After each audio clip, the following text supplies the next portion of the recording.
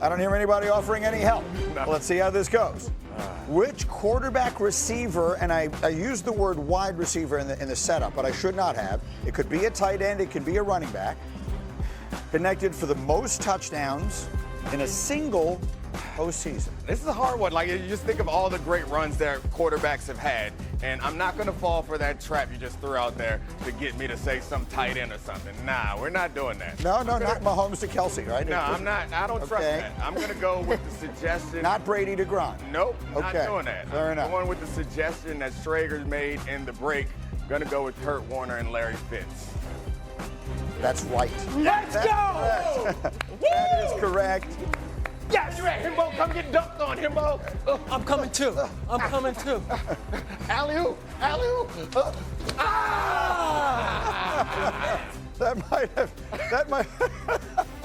We might have literally injured Hembo here, and if so, I think it's one of the best days. That was the first Schrager bomb of the morning. Let's drop a few more, why don't we? That's next here on the program. That was incredible. Peter, we got the Eagles and the Rams getting set to go head-to-head this weekend. Drop a bomb on that game. Like Gary Payton and Sean Kemp. Let's go here. Hembo just threw more paper at. Okay, go ahead. The Eagles have played the Rams several times in the last few years, and the issue is this: the Rams don't beat the Eagles. The Rams could be the hottest team in all of football if they just hadn't played the Eagles twice.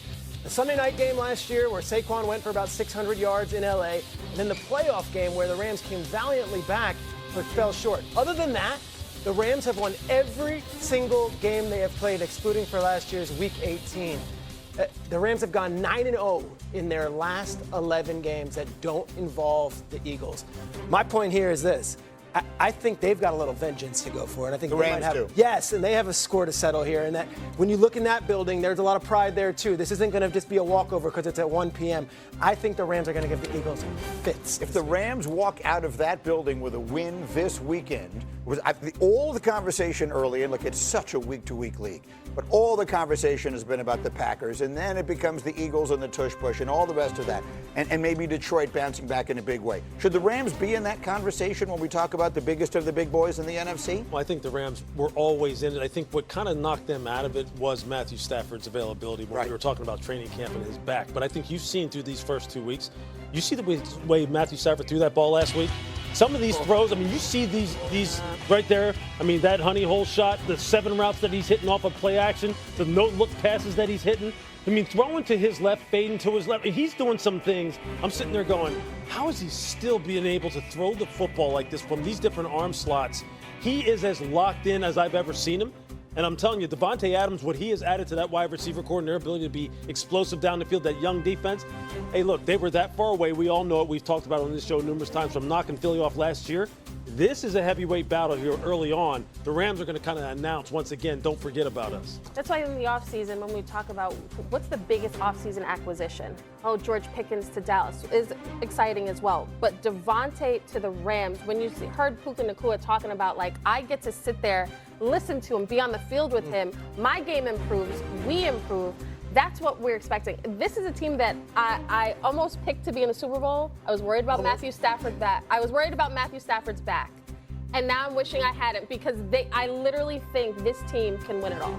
They've got the good defense, too. People don't associate them because those kids were so young last year. Yep. People will be reminded how good that defense is. Yeah, and they talk, which I appreciate also. Watching that defense play is really impressive. But I think the point that we started with, Matthew Stafford has a highlight film worth of throws just in the first 2 games this year. Yeah. Like, if you put together his best throws, you might think that he was the greatest quarterback to ever play the game. Some of those throws that he's making. All right, next up, Schrager bomb comes from Minnesota. What's up with the Vikings? I know everyone thought the sky was falling with J.J. McCarthy's injury news. I don't think the season is lost at all because J.J.'s down. He will come back. I also think Carson Wentz might be the perfect backup for J.J. McCarthy, and I think they could be just fine with Carson Wentz. My Schrager bomb is that the Vikings internally there, they feel very good right now. And Wentz had a really good few weeks leading up to this, and they feel really good handing the reins over to him. They play a fellow backup in Jake Browning this weekend. I think the Vikings are going to be okay and will hold serve while J.J. McCarthy is out. So here's the thing.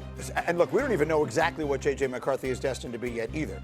But a year ago when he got hurt and they turned, oh no, Sam Darnold, they're done, there would be nothing more unusual about Carson Wentz resurrecting himself playing for Kevin O'Connell than there was about Darnold a year ago. Yeah, and I think that veteran quarterbacks probably are more comfortable in the system with KOC, too. I think that some of the things that you have to learn, because the answers are going to be there. That's the way that we feel about those offense. Being comfortable about finding those answers is something that you would trust a veteran more than you would a first or second year quarterback. Yeah, I think, you know, anybody who has played in that offense will tell you that that's the number one thing. You said the word answers, that this offense always does have answers. And I think for a guy like Carson Wentz, that's exactly what you want right now. Even though you are a veteran, you want to be able to go into a system and go, look, I don't have to go searching.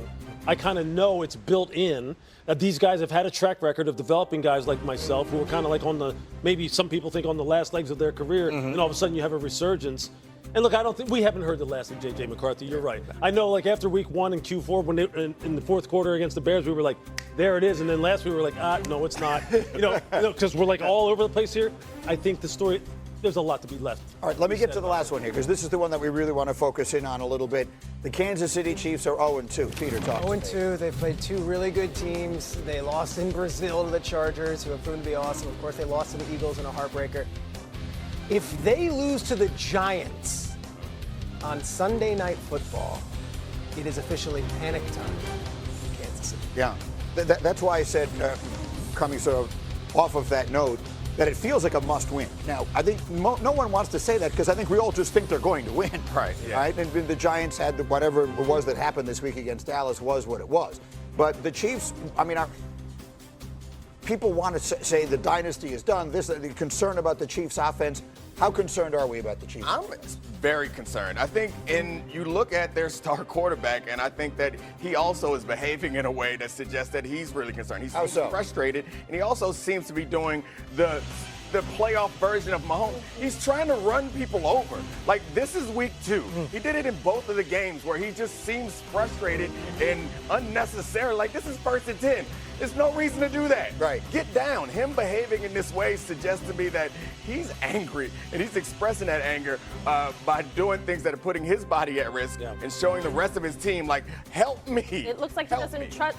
Well, it looks like he doesn't trust anybody to come to his aid. I mean, and we talk about all these quarterback injuries. You have Mahomes scrambling. You have his feet being their whole entire rushing offense. Like that to me is an issue, and it's just leaving him open to get hurt, which you just cannot have. He's been their leading rusher in each of the first 2 games. Lewis, you put together some tape of the real problem Casey has had. Yeah, you're just seeing their passing game just not being able to click. They're just not on the same page all the time. In particular, let's take a look at these couple of these clips from the red zone where you just see just how close they are, but so at the same time how far they are. Here he has Hollywood Brown here down at the bottom of the screen running really what you call a snag or a return route on the outside. Clean pockets, she'll come out on time. This would be an easy completion. And look at where the ball goes. I mean, that's just something you don't associate with Kansas City offense. Look at this one-on-one coverage here against Juju Smith-Schuster. He's trying to get the ball to him. He can't get off the line of scrimmage. The route just develops slow, so he knows then he has to buy time, and then he has to do Patrick Mahomes stuff. Then he has to try and figure out, well, okay, 1, I got to avoid the rush. 2, can I get my eyes downfield and find anybody? But, nobody's open, so guess what's going to happen? I'm going to take a sack. And then lastly, look, he's trying to go through his guy. This is the route I was talking about early on in our production meeting. He wants to hit Travis on this shallow cross, coming across the field. And look, Travis isn't really running the route really hard. Patrick's trying to lead him. And then you see Travis kind of like throw his hands up like, how did you miss me? And like, if I'm Mahomes, I'm going, why aren't you running? So it's just play after play after play. You see this kind of thing where every single play turns into schoolyard football, especially in the pass game. And guess what? Patrick doesn't have the luxury of going, you know what, take something off of me. I'm going to turn around and hand it to a back. Oh, that's right, we don't have any. I'm the leading rusher. There's a problem here. Much of this was going on last year, and it was covered up by the fact that they just somehow kept winning. It was never clear how they kept winning. Their defense was ridiculous. Yeah. They had a million things go their way, breaks go their way, and they have Mahomes, and so they kept winning. But all of a sudden, those games, that ball bounces the other way on you twice, and it feels like there's some reason for something. 2 major things happened. The Rice suspension came right before the start of the season. That's your best wide receiver. He's not on the field. And then 3 plays into the season, they lose Xavier Worthy. I would also add this. The Chargers play the Broncos this week, and if they win, they will be 3-0 and beating all 3 teams in the AFC West, and they'll have the tiebreaker already over Kansas City. The Chargers are for real. Lewis and I had a chance to see them in person. phenomenal call of the game. This is a dominant defense and an offense that hasn't even gotten going yet. So if you're Kansas City, it's different than other years where you can mess around and kind of figure it out. No, the Chargers are real and they're legit, and the Broncos aren't going anywhere either. And this offseason in Kansas City, a lot of the talk was about how they got so embarrassed by the Eagles in the Super Bowl that they were coming back, determined to be a different team. Like that was going to be the thing that turned things around, and so far it's been not so good. Ugly. And do you know what today is? Today is Patrick Mahomes' 30th birthday. He turns 30 years old. He's been to the AFC Championship game every season that he's been the starter. And let me show you a couple of notes on Patrick Mahomes as he turns 30. Among all-time quarterbacks before turning the age of 30, he is first in passing touchdowns. He is first in win percentage, slightly ahead of Tom Brady. He is first in playoff wins.